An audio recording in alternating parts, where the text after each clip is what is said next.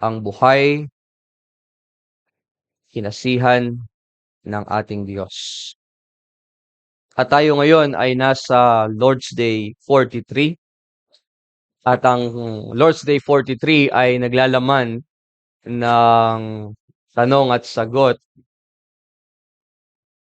112. Tanong at sagot 112. At kung kayo mayroong mga blue book sa likuran, ay naririyan ang English translation. At aking babasahin sa wikang Tagalog, ating pakinggan ng maigi. Tanong 112, ano ang hinihingi ng ikasyam na utos? Ang sagot, na hindi ako magiging bulaang saksi o pasisinungalingan man ang mga salita ni numan.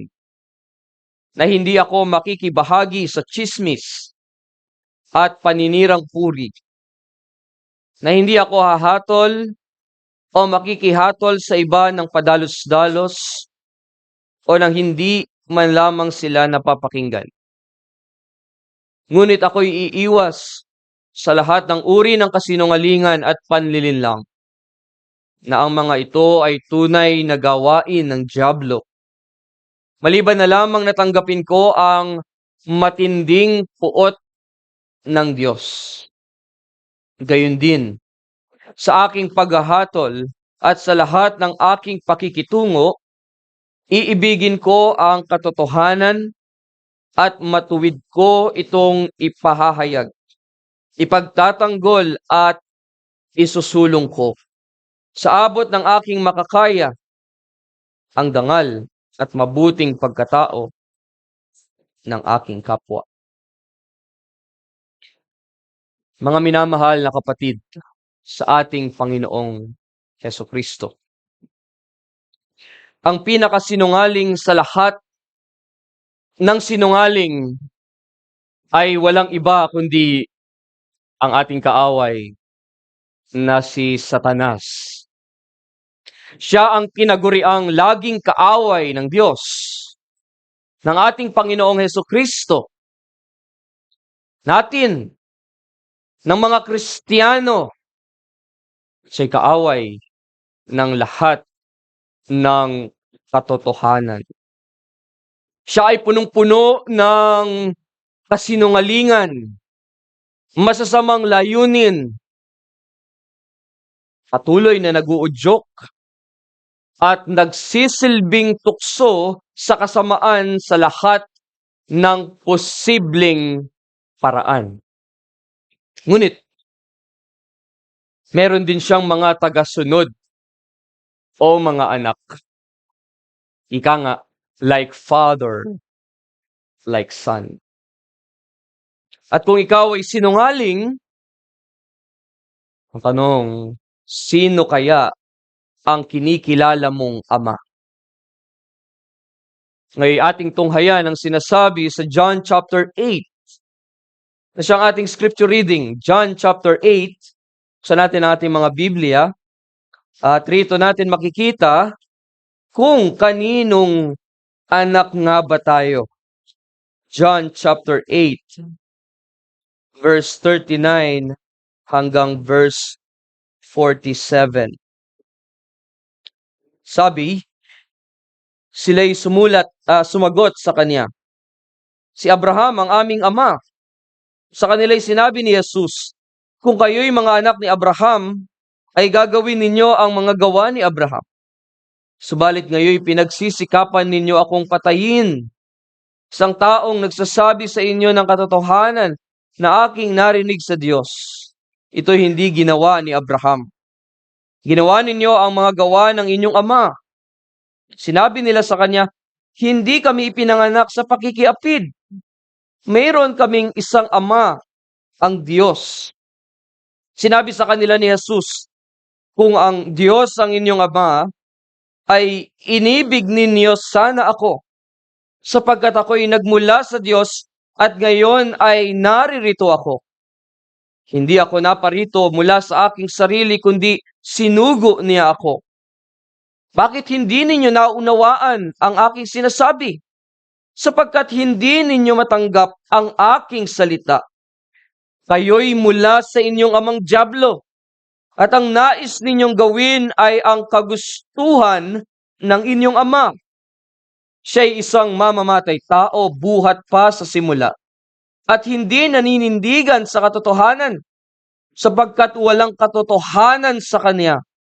Kapag siya ay nagsasalita ng kasinungalingan, siya ay nagsasalita ayon sa kanyang sariling likas, sapagkat siya'y isang sinungaling at ama ng kasinungalingan. Ngunit dahil sa sinasabi ko ang katotohanan, ay hindi kayo nananampalataya sa akin. Sino sa inyo ang makakasumbat sa akin tungkol sa kasalanan? Kung sinasabi ko ang katotohanan, bakit hindi kayo sumasampalataya sa akin? Ang mula sa Diyos ay nakikinig ng mga salita ng Diyos. Ang dahilan kung bakit hindi ninyo pinakikinggan ang mga ito ay sapagkat kayo'y hindi mula sa Diyos. Sino nga kaya ang sinusunod natin?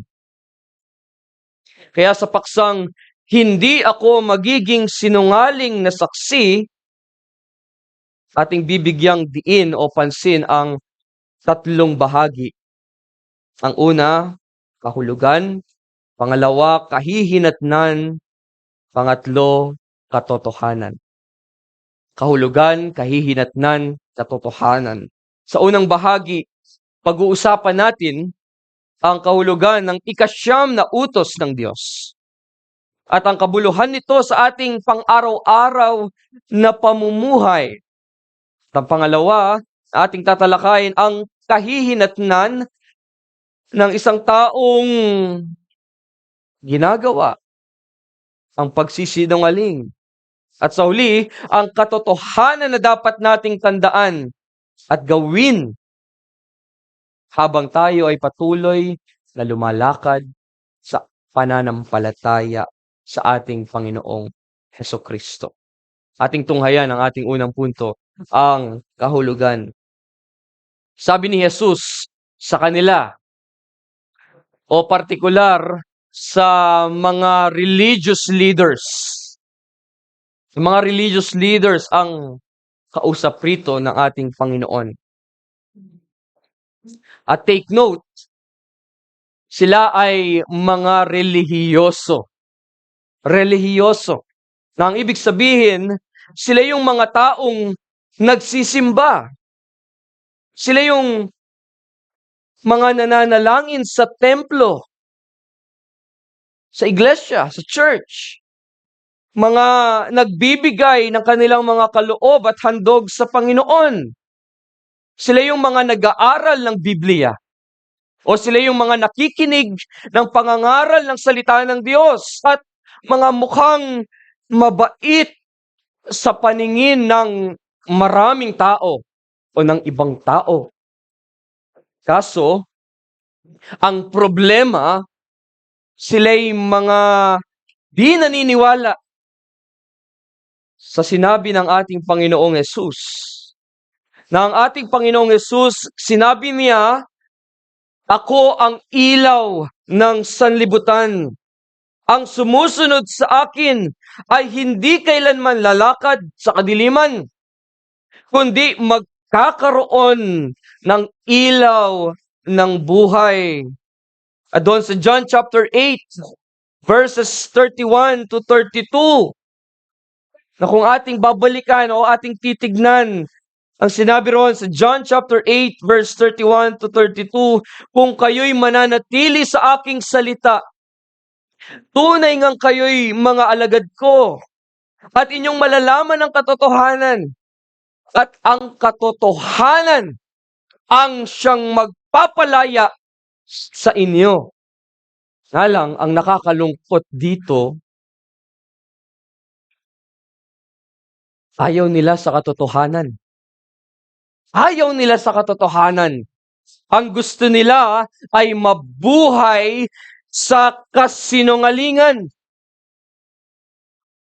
Kaya ang hatol sa kanila ng ating Panginoong Hesus, diretsong sinabi ng ating Panginoon at wala nang paligoy-ligoy pa. Sabi niya doon sa verse 44, yung ating babalikan, ang sabi niya, directly, kayo'y mula sa inyong amang dyablo. At ang nais ninyong gawin ay ang kagustuhan ng inyong ama. Siya isang mamamatay tao, buhat pa sa simula, at hindi naninindigan sa katotohanan, sapagkat walang katotohanan sa kaniya. Kapag siya ay nagsasalita ng kasinungalingan, siya ay nagsasalita ayon sa kanyang likas, sapagkat siya ay isang sinungaling at ama ng kasinungalingan. Sagot sa Heidelberg Catechism sa tanong 112, ano ang hinihingi ng Diyos sa ikasyam na utos? Sa unang linya, sabi ron na hindi ako magiging sinungaling or bulaang saksi. Ito yung literal na kahulugan ng ikasyam na utos ng ating banal na Diyos. Ngunit, gaya ng ika-6, ika-7, at ika-8 na siyang ating pinag-aralan ng mga nakaraan, ito'y konektado sa iba pa. At yun ang ating nakita o na tunghayan sa Lord's Day na ito, ang Lord's Day 43. Sabi ng Catechism, kung ating itutuloy, ang sabi, pasisinungalingan man ang mga salita ninuman. Yun bang binabaluktot mo? O yung bang tinitwist mo ang sinasabi ng iba? Sasabihin mo kay ganito, uy, alam mo ba, si ganito ay buntis raw. Ang totoo, wala namang sinabing ganon. O kaya, ginawa mo ay binigyan mo ng ibang kahulugan ang sinabi sa iyo ng iyong kapwa. Sabi pa ng Catechism, na hindi ako makikibahagi sa chismis. Let's say, ang committee ng Women's Society ay nag-uusap tungkol sa pagkakaroon ng bagong proyekto sa iglesia. May lumapit sa iyo at nagsabing, uy, alam mo ba, may bagong proyekto daw ang committee ng Women's Society na hindi alam ng karamihan sa mga miyembro. Tapos ang sagot mo, hindi ko alam yun, kapatid. Pero hindi ako makikibahagi sa chismis. Mas mainam sigurong kausapin natin ang committee ng Women's Society mismo upang malaman ang detalye at upang makatulong din sa bagong proyektong iyon. So sa senaryo, ang bawat karakter ay nagpapahiwatig na sila ay hindi sasali o makikisali sa pagkalat ng chismis sa loob ng iglesia. Dito ipinapakita nila ang pagiging matapat or pagiging maingat, pagiging responsable at may respeto sa kanilang kapwa. Higit sa lahat sa kanilang kapatid sa Panginoong Jesucristo, at mas gusto nilang malaman ang katotohanan o makipag-usap ng direkta sa committee na nabanggit doon sa chismis. Sabi pa ng Catechism, at paninirang puri. Ito ay ang pagbibigay. Pag sinabing paninirang puri, ito yung pagbibigay ng negatibong komento. Pagbibigay ng paghuhusga o pagbabaluktot sa katotohanan tungkol sa isang tao o grupo ng mga tao. Sa ating iglesia, let's say, kayo'y nag-uusap tungkol sa pagkakaroon ng mga technical problems sa sound system o sa ating ginagamit na mga equipments para sa Zoom o sa online. Sabi ng katabi mo, kakainis naman. Palagi na lang may problema sa sound system. Di tuloy makapag-start ng on time. Lagi na lang late o'clock. Sagot mo, oo nga eh. Dapat kasi inaayos na nila yan Sabado pa lang. Mga kapatid, ang mga ganitong komento ay maaaring makasira sa reputasyon, magdulot ng hindi pagkakaisa, at magpalala ng mga hidwaan sa loob ng komunidad ng mga Kristiyano sa atin na mga magkakapatid. Mahalaga na sa halip na manghusga o magbigay ng negatibong komento, hindi lamang patungkol sa sound system, sa camera, o sa iba't ibang ginagamit natin sa church.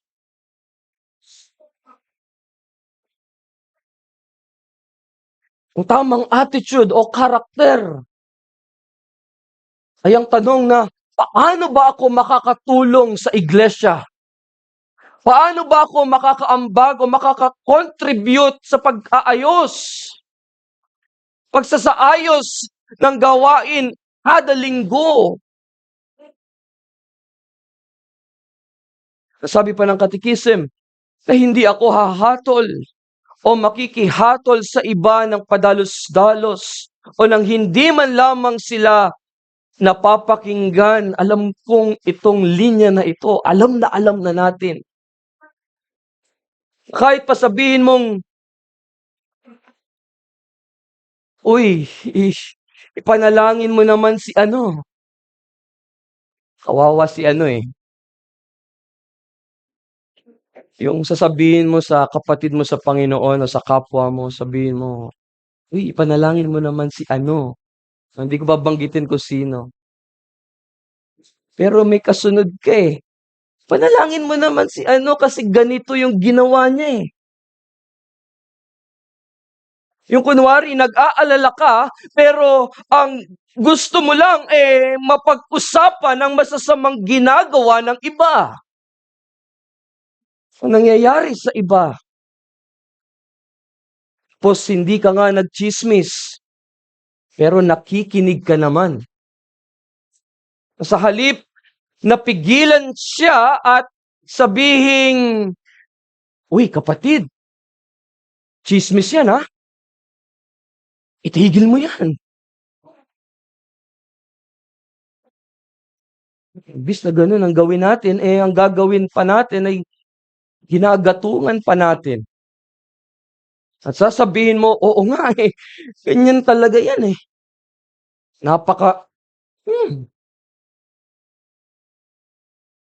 Masasabi ko lang bilang inyong lingkod, kawawa naman ang pinagchichismisan ninyo. Wala siyang kamalay-malay. Meron nga tayong kasabihan, baka sinasabi rin ninyo, baka nabibilaukan na yun. Wala siyang kamalay-malay. Ginawa na ninyo siyang sa termino ng mga manginginom, pulutan. Ang gayong bagay ay hindi maganda. Yun ay pagpapakita ng kawalan ng pagmamahal sa ating kapwa. Sabi pa ng katikisim, gayon din, sa aking paghahatol at sa lahat ng aking pakikitungo, Iibigin ko ang katotohanan at matuwid ko itong ipahahayag. Ito ay isang paalala sa atin na tayo manatiling tapat sa lahat ng aspeto ng ating pamumuhay at ating ipahayag ang katotohanan at katwiran sa lahat ng sitwasyon. Sabi pa, ipagtatanggol at isusulong ko sa abot ng aking makakaya ang dangal at mabuting pagkatao ng aking kapwa. Na ang ibig sabihin, iaangat mo ang reputasyon at kapakanan ng iba. Parang ito yung pinalubog mo or sinermonan mo, pinagalitan mo, pero dapat iaangat mo siya. Dapat iaahon mo. Hindi mo siya pababayaang lumubog o hahayaan na lang sa ganong klase ng kaniyang buhay. Sabi pa ng Katekism, ngunit ako'y iiwas sa lahat ng uri ng kasinungalingan at panlilinlang, na ang mga ito ay tunay na gawain ng dyablo. Maliban na lamang natanggapin ko ang matinding uot ng Diyos. So, kapag nilabag mo, kapag nasuway mo, kinig, ang ikasyam na utos, ikaw pala ay sumusunod sa mga paraan o gawain ni Satanas. Kapag nilabag mo, uulitin ko, pag nilabag mo ang utos na huwag kang magiging sinungaling na saksi laban sa iyong kapwa, nangangahulugang sinusunod mo ang pamamaraan o ang gawain ng dyablo, ni Satanas. At directly sinasabi ni Kristo, kayong lahi ng mga ulupong, paano kayo makapagsasalita ng mabubuting bagay gayong kayo ay masasama?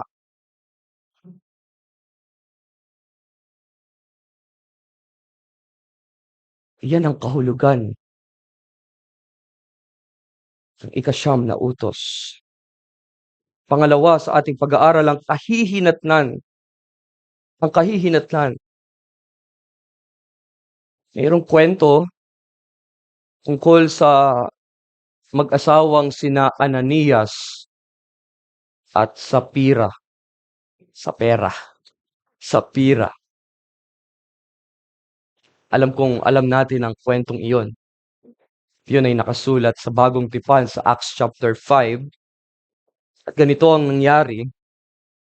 Bago ang chapter 5, konteksto ay umaapaw ang kabutihang loob o generosity sa mga Kristiyano.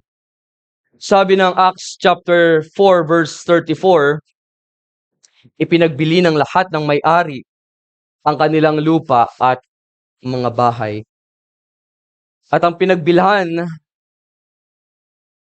nito'y ipinamahagi o pinamigay nila sa mga tunay o higit na mga nangangailangan. Kaya ang sabi, walang sino mang naghihirap sa kanila. Ang nangyari ay ginaya ng mag-asawa na si Ananias at si Sapira ang kanilang nasaksihan. So ginawa nila, nagbenta rin sila ng kanilang ari-arian. Doon sa verse 1 ng chapter 5, siyempre at ang lahat ng pinagbentahan ay ibinigay o ang pinagbentahan ay ibinigay nila sa paanan ng mga apostol sa verse 2. Na nagsasabing iyon ang buong halaga ayon sa kanila. Subalit ang totoo, itinabi nila ang ilang bahagi ng pinagbilhan. So sa madaling salita, sila'y nagsabwatan. Sila'y nagsabwatang mag-asawa. At ayun nga ang nangyari, akala nila ay maitatago nila ang kanilang ginawa. Nalaman niyon ni Apostol Pedro. At kanyang sinabi sa verses 3 to 4 kay Ananias muna,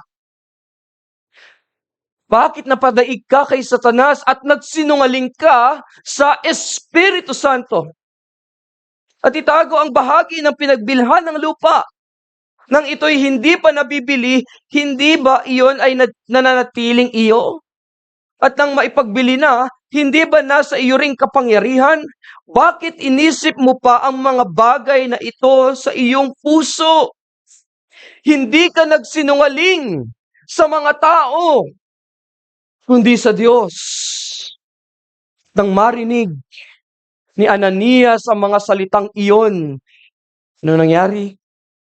Siya'y bumulagta at binawian ng buhay.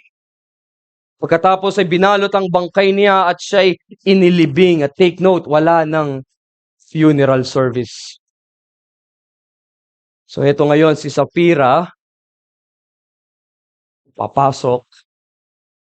Wala siyang kamalay-malay, wala siyang kaalam-alam sa nangyayari. Siya'y tinanong rin ni Apostol Pedro.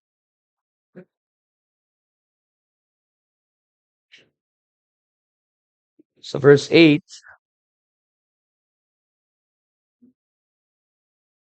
doon tila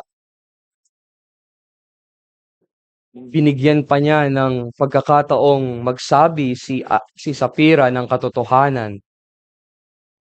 Muli sa verse 8, sinabi sa kanya ni Pedro, sabihin mo sa akin, kung ipinagbili ninyo ng gayong halaga ang lupa, umamin ka, Sapphira. Yang sinabi niya, oo sa gayong halaga. Bigat. Oo sa gayong halaga, sabi ni Sapphira. Sa madaling salita, siya'y nagsinungaling. Kaya ayun, ganoon din ang nangyari sa kanya. Tulad sa kanyang asawang si Ananias na bumulagta at binawian ng buhay. Pagkatapos ay binalot ang bangkay niya at siya'y inilibing. Iyon ang kanilang hinahinatnan na mag-asawa sa kanilang ginawang pagsisinungaling. Sila'y pinatay ng Diyos. Iyon ay gawa ng paghatol ng Diyos.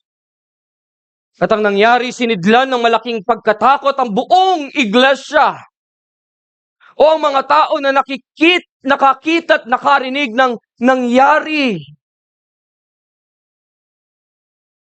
Iyon lang naman talaga dapat ang maging epekto o mangyari sa kalagitnaan nila. Mangyari na magkaroon ng pagkatakot, malaking pagkatakot sa isang banal na Diyos. Kaso, sa ating sitwasyon ngayon, ang nakakalungkot, wala ng takot, wala ng respeto. Garapal na ang mga tao sa pagsisinungaling. Mga hindi na nila iniisip or hindi na sila nag-iisip ng kanilang mga sinasabi. Hindi mo nga malaman, hindi mo na tuloy malaman kung sino talaga ang nagsasabi ng katotohanan. Kung titignan natin ang gobyerno, maaaring may mga opisyal o ahensya na magbigay ng maling impormasyon upang protektahan ang kanilang interes o upang manipulahin ang publiko.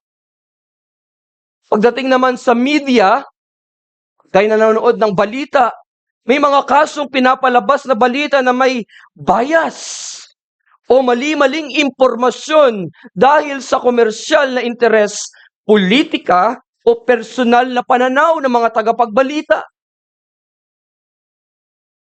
Maging sa Facebook.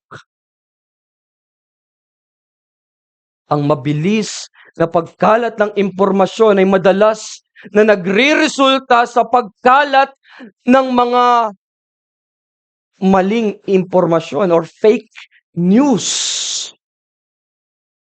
Ang mga taong nagpapakalat nito ay maaaring may sariling agenda o interes na nais ipamahagi kahit na ito ay hindi totoo. Biruin mo, dahil sa sobrang init ngayon, nakakapagprito ka ng karne, ng baboy, no? Sa iyong bakuran. Laging dumadaan yun sa aking Facebook. Naglalabas ng kawali, ibubuhos yung mantika, tapos ilalabas yung karne, isda, tapos papakita pa nila wala daw apoy sa ilalim. Tapos makikita mo, maya-mayang konti, luto na yung karne. Hindi po yun totoo. Maging sa church, may mga maling pananampalataya na maaaring magdulot ng kalituhan. Tulad ng ang ideya na may ambag ang tao sa kaligtasan ay maaaring may mag-impluwensya sa paniniwalang ang isang tao ay deserve o karapat-dapat sa kaligtasan dahil sa kaniyang mga mabubuting gawa. Kaya nga heto ang responsibilidad natin bilang mga mananampalataya o bilang mga Kristiyano na sa bawat nagkalat na mga aral o doktrina na pawang kasinungalingan o taliwas sa itinuturo ng kasulatan. Ang sabi ni Juan, 1 John chapter 4 verse 1, mga minamahal, huwag ninyong paniwalaan ang bawat espiritu, kundi inyong subukin o suriin ang mga espiritu kung sila'y sa Diyos, sapagkat maraming lumitaw na mga bulaang propeta.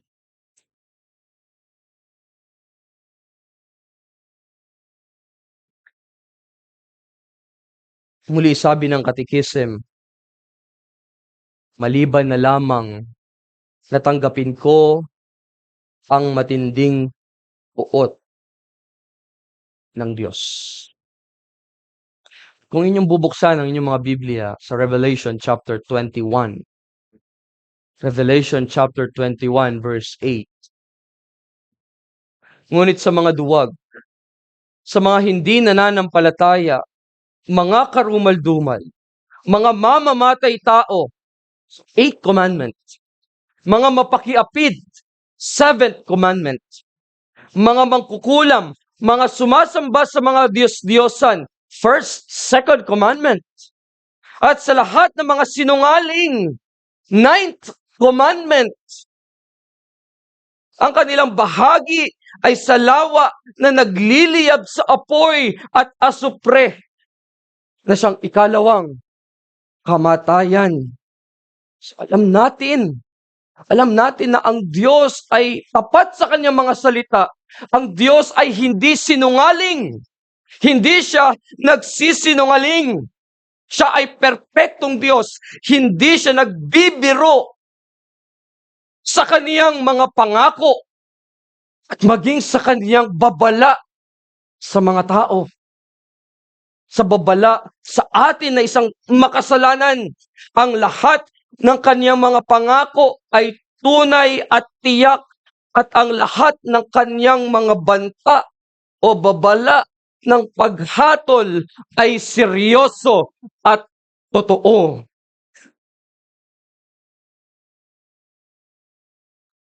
Ngayon ang katotohanan, ang totoo, tayong lahat ay bumagsak. Tayong lahat ay bagsak sa pagkakasala sa ikasyam na utos ng Diyos. At ang totoo, tayo'y karapat-dapat na tumanggap ng matinding puot o galit ng Diyos. Na tayo'y mamatay magpasawalang hanggan. Na tayo'y ibulid sa nagliliyab na apoy ng impyerno. Yan ang karapat-dapat sa atin. Subalit, meron pa ngang isang tanong na sa kabila ng ating pagsisinungaling, kasalanang pagsisinungaling, bakit hanggang ngayon buhay pa tayo? Ang sagot ay hindi dahil mas mabuti tayong tao kaysa kay Ananias at Sapphira. Alam niyo kung anong sagot? Natulog ka kanina kagabi, tapos nagising ka. Buti nagising ka pa. Buti't nagising pa tayo. Alam niyo kung ano? Dahil matapat ang Diyos. Dahil lamang sa kanyang malaking awa o kahabagan sa atin. Ni hindi ka nga karapat-dapat na lumapit sa harapan ng Diyos. Kaya nga ang tanong ng salmistang si David sa verse 1 ng chapter 15, Psalm chapter 15 verse 1, sinong manunuluyan o makapapasok sa tolda o templo? Sinong makakalapit sa presensya ng Diyos na banal? Ang sagot niya ay nasa verses 2 and 3. Buksan natin ang ating mga Biblia. Psalm chapter 15. Mayroon akong nais na maipaunawa sa talatang ito. Muli, tingnan natin yung verse 1. O Panginoon, sinong sa iyong tolda ay manunuluyan? Sinong sa iyong banal na burol ay maninirahan? Verses 2 and 3. Siyang lumalakad na matuwid at gumagawa ng katwiran, at mula sa kanyang puso ay nagsasalita ng katotohanan. Siyang hindi naninirang puri ng kanyang dila, ni sa kanyang kaibigan ay gumagawa ng masama, ni umaalipustaman sa kanyang kapwa. At ito ang katotohanan. Wala kahit isa man sa atin ang makakapasa sa ganitong kwalifikasyon. Wala ni isa man sa atin. Ngayon ang tanong, sino? Sino ang makakapasa sa hinihinging iyon ng ating banal na Diyos? Sino? Walang iba kundi ang ating Panginoong Hesukristo. Si Jesus lamang. Siya lang naman ang may perpektong record ng pagsasabi ng katotohanan. Sabi ng John chapter 8 verse 55 na hindi natin siya katulad ng mga sinungaling.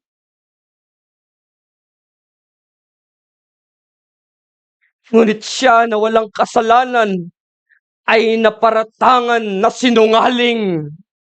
Naparatangan, nasabihan, pinagbintangan na sinungaling nang siya'y dakpin. Yung mga punong pari at ang buong konseho ay naghahanap ng patotoo laban kay Jesus upang siya'y kanilang ipapatay. Kaso, wala silang matagpuan. Ngunit ang sabi doon sa Mark chapter 14, verse 56, Mark 14 verse 56, marami ang sumasaksi ng kasinungalingan laban sa kanya, at ang kanilang mga patotoo ay hindi nagkakatugma. Verse 64, o ituloy natin hanggang verse 64.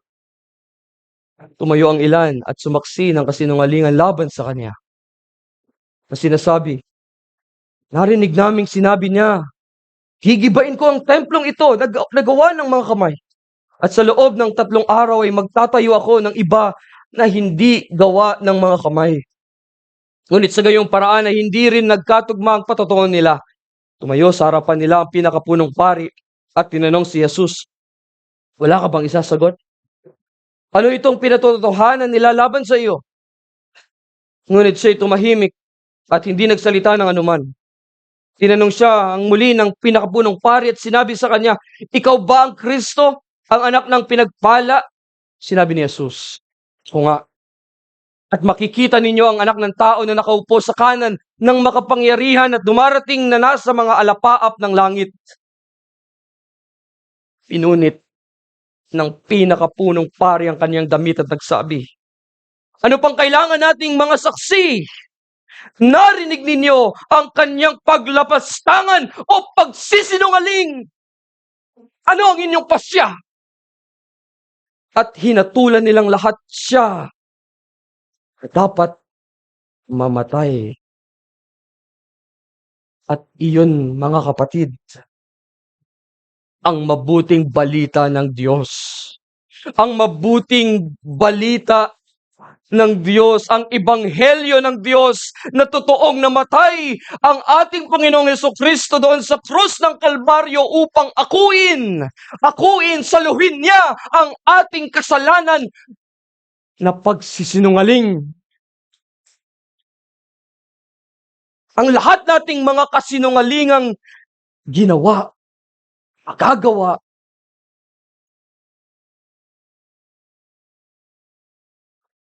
ngayon kung tayo'y na kay Kristo, kung nasa atin ang Espiritu Santo, dapat may makitang pagbabago sa atin.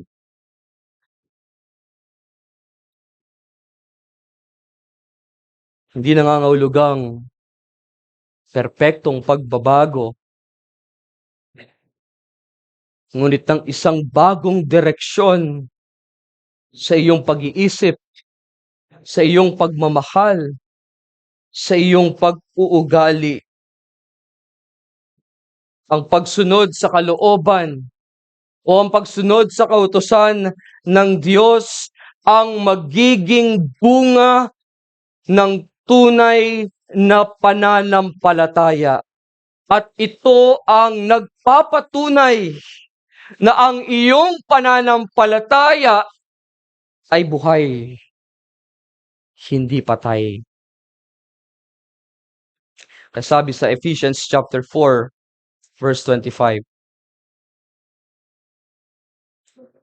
Sinasabi ron sa talatang iyon na atin nang ihinto, na atin nang itigil ang pagsasalita ng kasinungalingan.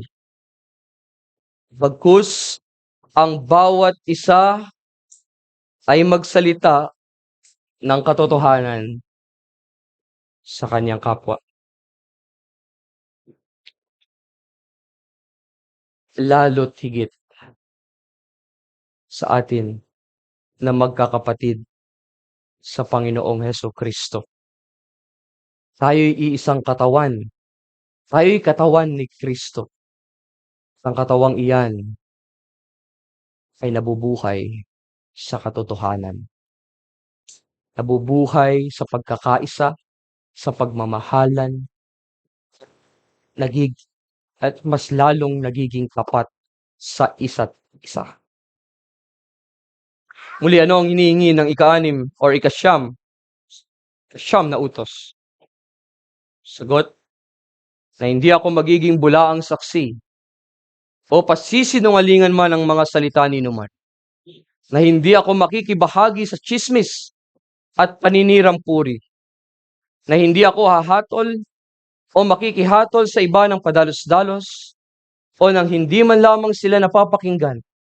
Ngunit ako iiwas sa lahat ng uri ng kasinungalingan at panlilinlang, na ang mga ito ay tunay na gawain ng dyablo. Maliban na lamang natanggapin ko ang matinding puot ng Diyos. Gayon din, sa aking paghahatol at sa lahat ng aking pakikitungo. Now listen, Iibigin ko ang katotohanan. Iibigin ko ang katotohanan. At matuwid ko itong ipahahayag, ipagtatanggol, at isusulong ko sa abot ng aking makakaya ang dangal at mabuting pagkatao ng aking kapwa. Iyan ang ikasyam na utos. Amen. Tayo manalangin sa Diyos. Diyos naming makapangyarihan sa lahat, nakita namin ang aming mga sarili na walang magagawa upang kami makaligtas sa iyong galit. Ang aming puso'y naglalaman, punong-puno ng pagsisinungaling. At hindi lamang ang kasalanang pagsisinungaling, kundi maraming kasalanan. Oy, tunay na karapat-dapat lamang na kami maparusahan. Dapat na managot sa iyo, aming banal na Diyos. Ngunit salamat dahil sa iyong malaking kahabagan sa amin, kami tinubos. Inakong lahat ng aming Panginoong Jesucristo ang lahat naming mga kasalanan. Kaya panalangin namin na nawa ang mga salita aming napakinggan o napag-aralan sa umaga pong ito ay magdulot pa sa amin ng higit pang pasasalamat sa iyo. Ikaw ay lalo pa naming mahalin, lalo pa naming paglingkuran sa aming mga buhay. Tanging sa iyong biyaya lamang na ang iyong mga kautusan sa amin, ang iyong mga salita ay aming matutupad. Tanging sa iyong biyaya lamang. Ang lahat ng ito'y gawa mo sa amin ng iyong malaking biyaya. Patuloy mo kaming samahan at kayo po ang maglayo sa amin sa lahat ng masama. Ito po ang aming panalangin sa pangalan ni Jesus. Amen.